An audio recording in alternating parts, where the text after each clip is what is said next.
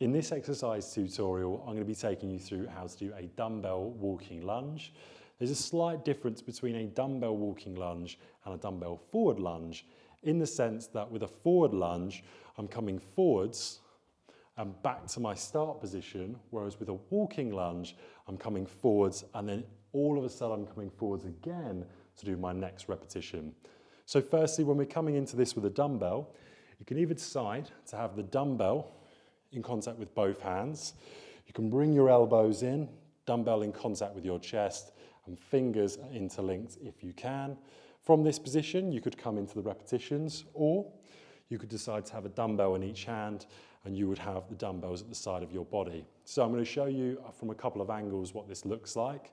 Now I'm in an office, so there's not a massive amount of space, but hopefully you'll be able to get the gist. So from here, feet hip width apart, I'm always looking forwards and my chest's up.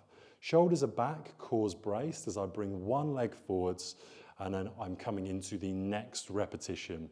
Now, the slight difference is I want you to look at where my foot comes. So not only am I coming forwards, I'm actually coming forwards and slightly out.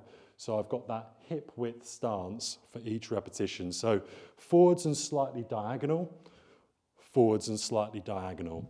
That's going to mean that when I'm doing my repetitions, it's going to be easier because I'm walking from one leg to the next leg forwards.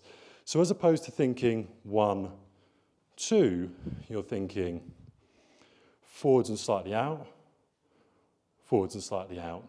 You can also make this easier by doing one leg first, coming into position, and then doing the next leg. And of course, you don't have to bring your knee to the floor.